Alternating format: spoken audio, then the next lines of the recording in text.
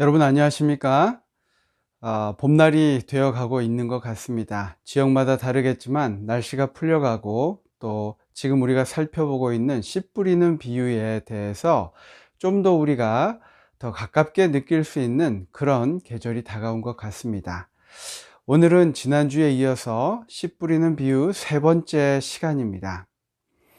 예수님께서는 비유를 통해서 우리에게 교훈을 주셨는데 이것은 우리가 실생활에서 자주 접하고 생각할 수 있는 주제들을 통해서 더 자주 주님의 말씀을 묵상하고 이해하도록 의도하신 것이 아닌가 생각을 해봅니다. 오늘 본문은 마태복음 13장 22절 말씀인데요. 제가 봉독하도록 하겠습니다. 가시떨기에 뿌리웠다는 것은 말씀을 들으나 세상의 염려와 재리의 유혹에 말씀이 막혀 결실치 못하는 자요. 이 발화된 씨를 질식시키는 것들이 있다고 하시는데요. 마가는 이것을 세상의 염려, 재물의 욕심, 다른 모든 물욕이라고 이야기했고, 누가는 세상의 염려, 부, 쾌락이라고 이야기했습니다. 우리가 이것들을 제거하지 않으면 그 생명의 씨앗이 자라는 듯 하다가 질식하고 만다는 것입니다. 우리에게 더 이상 성장도 없고 결실도 없다는 의미인데요. 오늘 우리의 신앙 상태를 다시 한번 점검하고 내 마음밭의 모습을 확인하는 귀한 시간 되시기를 간절히 바랍니다. 여러분, 여기에 나타나 있는 죄의 가시떨기의 특징은 무엇입니까? 제가 살펴본 바로는 첫 번째, 죄의 가시떨기는 어떤 땅에서든지 자란다는 것입니다. 두 번째 특징, 가시떨기는 가꾸어 줄 필요가 없어도 잘 자란다는 것입니다. 세 번째, 찔레와 가시는 언제나 빨리 자라게 되므로 제초하는 일이 늘 계속되어야 한다라는 것이죠. 네 번째 특징은 이 죄를 이기지 않으면 죄가 저희를 이기게 된다. 이 네 가지 특징이 있습니다. 반면에 곡식은 어떻습니까? 곡식은 관리하지 않으면, 즉 가꾸지 않으면 수확할 수가 없습니다. 우리의 옛 습관, 즉 죄성은 우리의 생애 속에 저절로 나타나게 될 것인데, 우리 마음을 하나님의 지배하에 두어야 하고 또 성령이 끊임없이 품성을 세련시키고 고상하게 해 주시도록 구하고 노력해야 한다는 것입니다. 그래서 그 결과로 사람들의 마음속에 도덕적인 변화가 일어나야 합니다. 그리고 기존에 가지고 있던 습관과 또 행위와 죄된 생애를 버려야 합니다. 또 사단의 특성들을 심령 속에서 끊어버려야 합니다. 그렇게 할 때 우리는 결실을 얻는 신앙생활을 할 수 있다고 이야기하고 있습니다. 그런데 저는 이러한 죄성들이 우리가 흔히 보는 잡초의 특성과 매우 유사하다는 것에 크게 놀라고 또 신기했습니다. 잔디를 직접 관리하거나 텃밭을 가지고 계신 분들은 충분히 이해하실 것입니다. 농부는 절대 잡초를 이기지 못한다라는 말이 있습니다. 이 말은 농사의 성패에 있어서 잡초를 제거하는 것은 절대적으로 중요하다는 의미입니다. 제가 전에 살던 곳 맞은편에 한국분이 살고 계셨는데요. 잔디에 대해 수년간 연구했다고 자부하는 그런 분이었습니다. 그분 이야기가 잡초는 절대 대충 호미 정도로 파내서는 없앨 수 없다며 치밀한 관리와 시간이 절대적으로 필요하다고 강조하였습니다. 여러분, 이러한 잡초들을 보신 적이 있으실 것입니다. 저도 처음에 이런 잡초를 보고 호미와 삽으로 하나하나 파내어 관리를 해보았습니다. 하지만 이런 풀들에게 비웃음 당하듯이 돌아서면 다시 나고 그러기를 반복하였습니다. 자료를 보면 논 잡초는 100여 종이 있다고 하고 밭 잡초는 300여 종이나 된다고 합니다. 그래서 이 잡초를 이겨보려고 해도 그것이 쉽지 않습니다. 한 전문가는 잡초에 대한 생각 자체를 다르게 해야만 이길 수 있다라고 이야기하는데, 그것이 무엇이냐면 우리가 농사를 짓는 곳에 잡초가 나는 것이 아니라 우리가 잡초 종자은행 위에 농사를 짓고 있는 것이다 라는 것입니다. 우리의 생각을 완전히 바꿔야 된다는 것이죠. 여러분, 이 정의가 우리 마음밭의 죄성과 너무나 동일하지 않습니까? 죄의 씨앗으로 가득 찬 밭에 하나님의 생명의 씨앗이 뿌려진 것입니다. 죄의 씨앗으로 가득 찬 그 밭에 하나님의 생명이 오셔서 그곳에 뿌리를 내리도록 하신 것입니다. 그리고 워낙 작아서 보이지 않지만 땅 속에는 수많은 종류의 잡초가 자손을 퍼뜨리기 위해 엄청나게 그 씨앗을, 자손을 뿌려 놓았습니다. 우리의 마음밭입니다. 또 아무리 많은 씨앗이 묻혀 있더라도 한꺼번에 나온다면 그 다음에는 관리가 쉬울 텐데 그렇지도 않는다는 것이 문제입니다. 우리가 회심하고 우리의 마음이 완전 하나님께 돌아섰다 할지라도 다시 그 잡초에 정복당하는 이유가 바로 이것입니다. 2020년에 뿌려진 잡초 씨앗이 2022년, 2023년에 나올 수 있다는 것입니다. 어떻게 그걸 알 수 있냐면 거의 밀폐된 비닐하우스 농장에 올해 모든 잡초를 제거하고 땅도 뒤집지 않고 건드리지 않았다 할지라도 내년에 그 비닐하우스 안을 보면 또 잡초가 올라옵니다. 여러분 경험해 보셨죠? 그것이 잡초의 특성이고 우리 마음밭의 죄의 특성인 것입니다. 또 잡초의 특징이 종자를 퍼뜨리기 위해 곡식이 익기 전에 먼저 씨앗을 맺고 땅에 퍼뜨립니다. 어떤 씨앗은 살짝 건드리기만 해도 팝콘처럼 튀어올라서 주변에 퍼지는 것을 볼 수 있습니다. 그 생명력이 얼마나 끈질긴지 좀처럼 우리가 이 잡초를 없애기 힘들다는 것입니다. 멋모르고 달려들면 포기하기 십상입니다. 단번에 잡초를 몽땅 없애겠다는 생각을 버려야 합니다.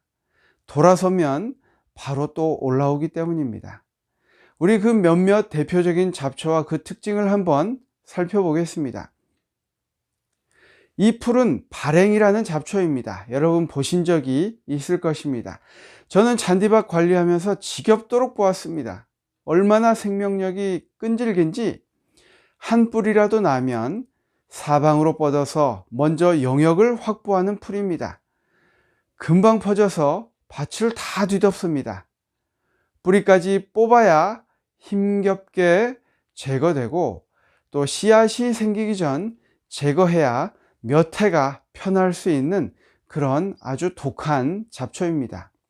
두 번째 이 잡초는 쇠비름이라는 잡초인데 뿌리를 뽑아 놓아도 일주일간 죽지 않고 거뜬히 살아 있습니다. 열악한 환경에도 버티고 토막이라도 남으면 그곳에 뿌리 내려서 다시 살아나는 아주 지독한 잡초입니다. 이 세 번째 잡초는 방동산이입니다. 곧은 뿌리여서 어린 싹일 때 뽑지 않으면 베어내야 할 정도로 단단한 풀입니다.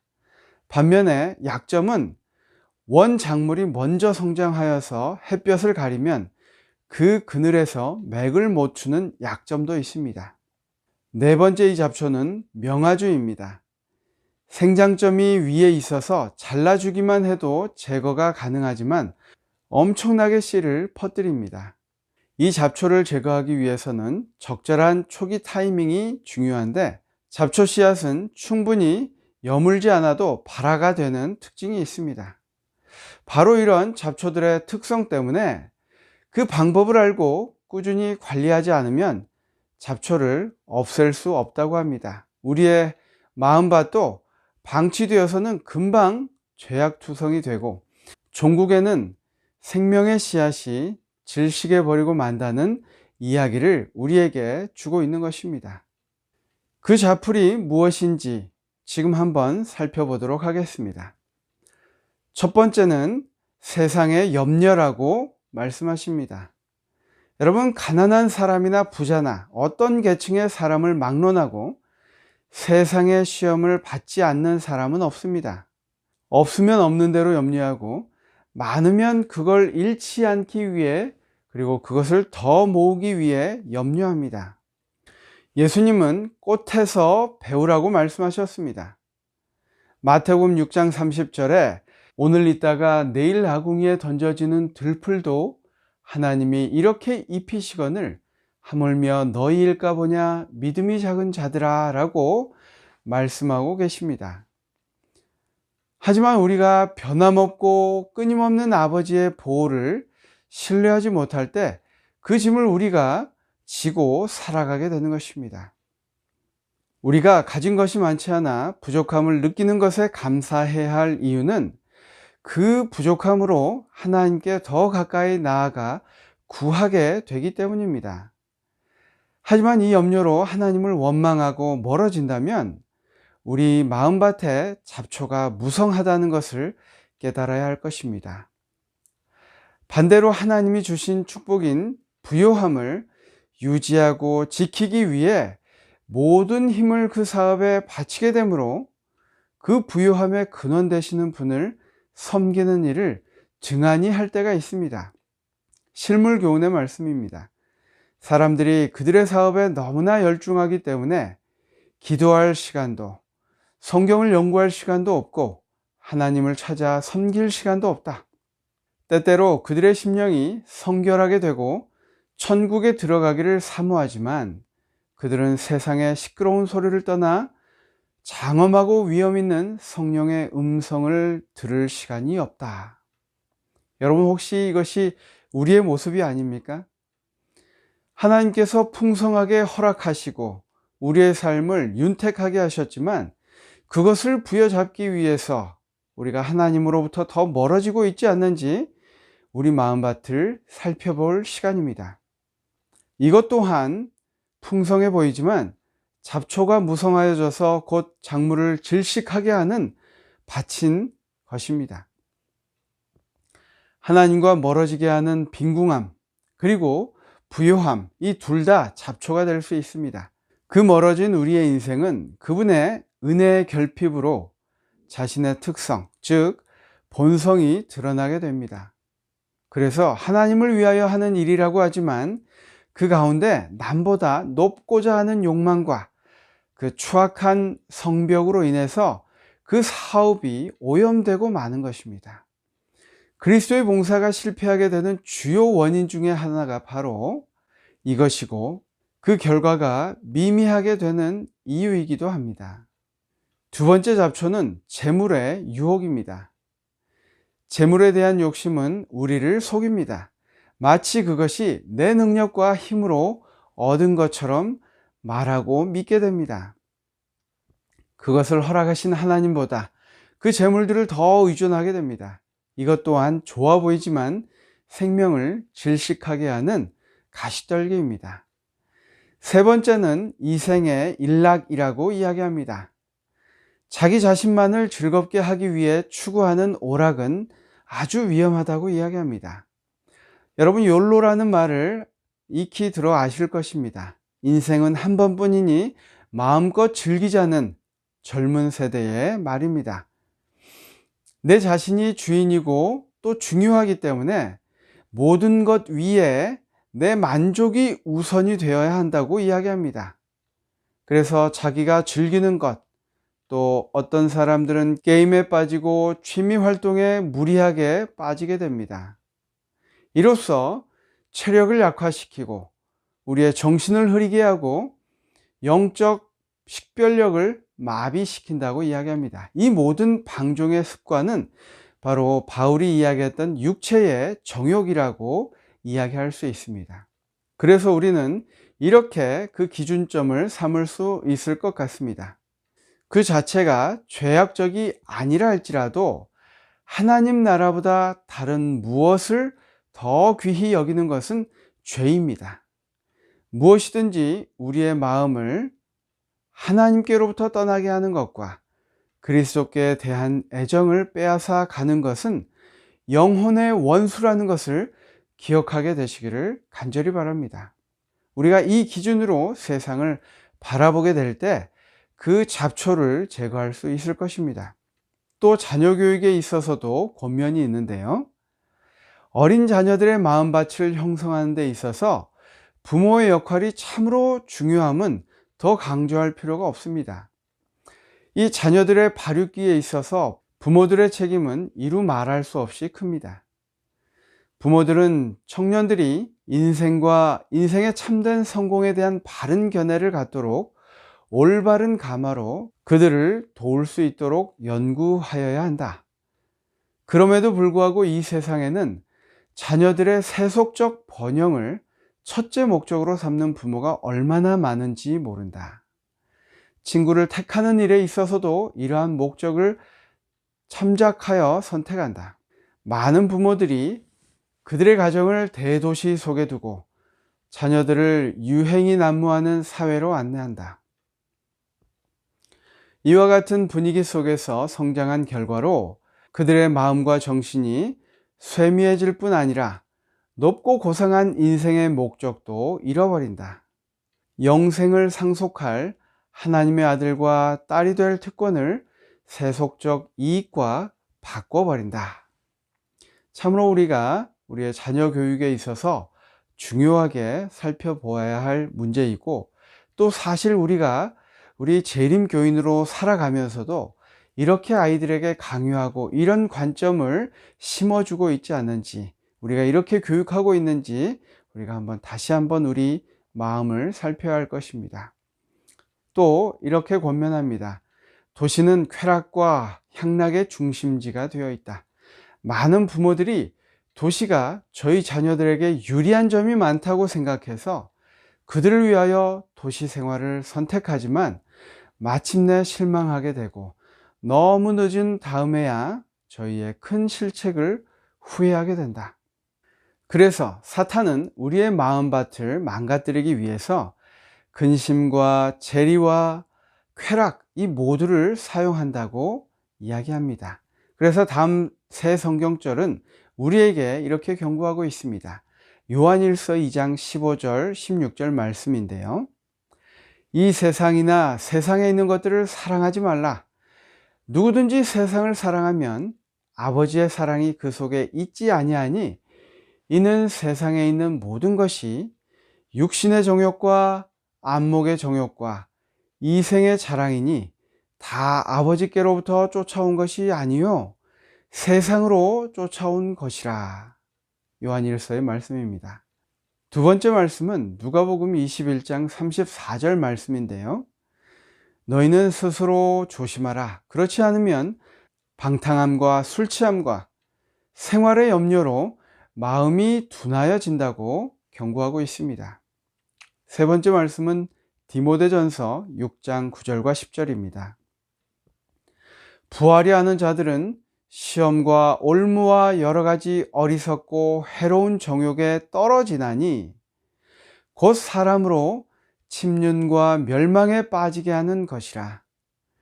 돈을 사랑함이 일만하게 뿌리가 되나니 이것을 사모하는 자들이 미혹을 받아 믿음에서 떠나 많은 근심으로써 자기를 찔렀도다 라고 기억하고 있습니다. 여러분, 오늘의 결론입니다. 그럼 우리가 어떻게 할 것인가?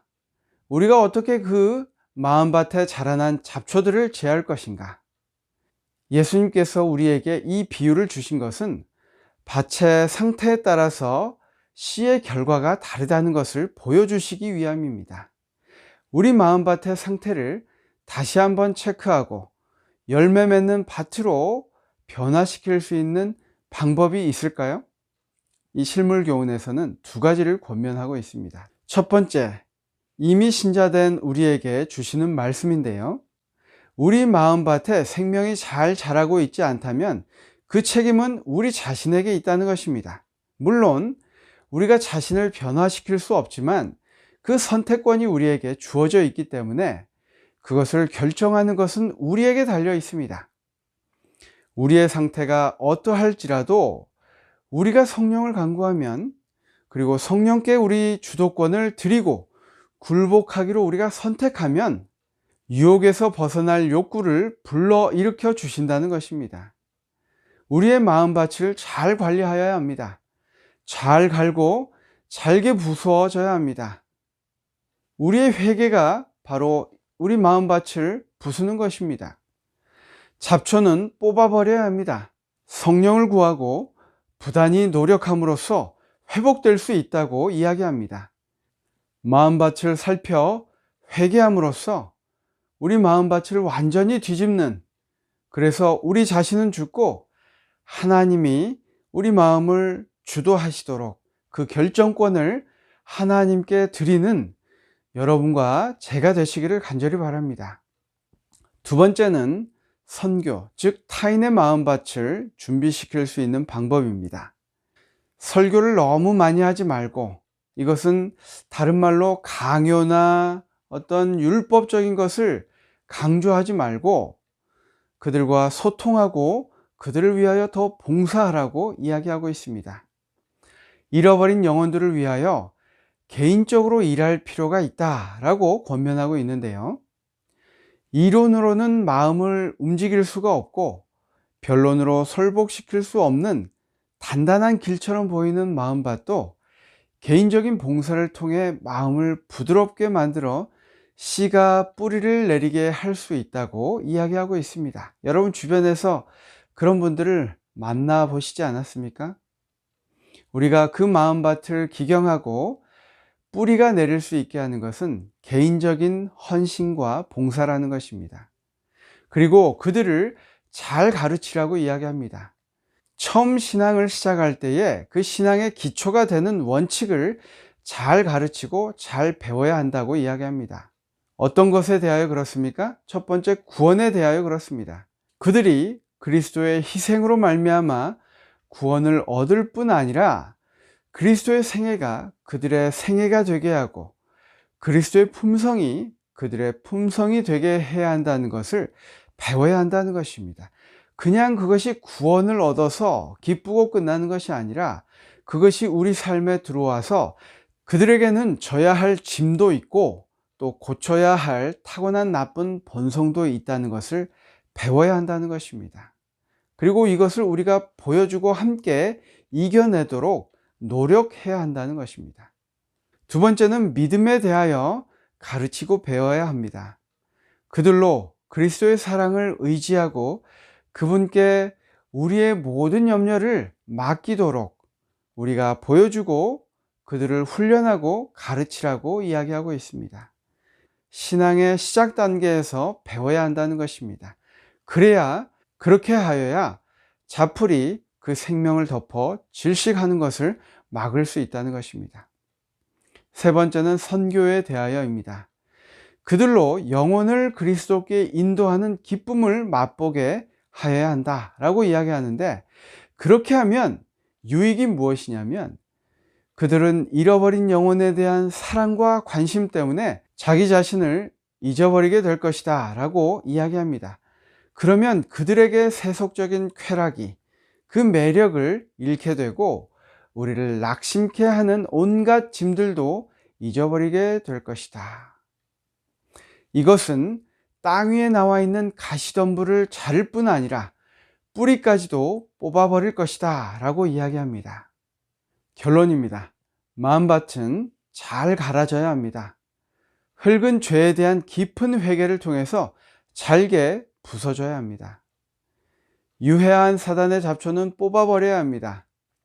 가시떨기에 덮였던 밭은 부지런한 노력에 의해서 회복될 수 있습니다. 이와 같이 선천적으로 악한 성질도 우리 예수 그리스도의 이름과 힘을 의지해서 우리가 노력하고 주님과 동행함으로써 그것을 극복할 수 있다고 이야기합니다. 여러분 어떻습니까? 우리의 마음밭의 잡초들을 많이 발견하셨습니까? 오늘 이 안식일을 맞이하는 이 저녁 다시 한번 하나님 앞에 겸허히 나가서 우리 자신을 회개하고 하나님의 도우심을 간구하고 또 결심하시는 귀한 안식일 되시기를 바라면서 말씀을 마치겠습니다. 감사합니다. 저희를 사랑하시는 아버지 하나님, 오늘 말씀을 통해서 우리가 우리의 마음밭을 잘 관리하고 또 경작해야 함을 다시 한번 깨닫게 하시니 주님 감사합니다. 우리가 주님께서 주신 그 은혜에 감사하고 찬양할 뿐만 아니라 주님께서 매일 우리의 삶에 동행하시도록 우리의 주도권을 주님께 온전히 드리고 주님께서 우리 마음의 주인이 되셔서 그 모든 것들을 제해 주실 수 있도록 주님의 성령을 온전히 의지하며 살아가도록 주님 인도하시고 함께하여 주옵기를 예수님의 이름으로 간절히 기도합니다. 아멘.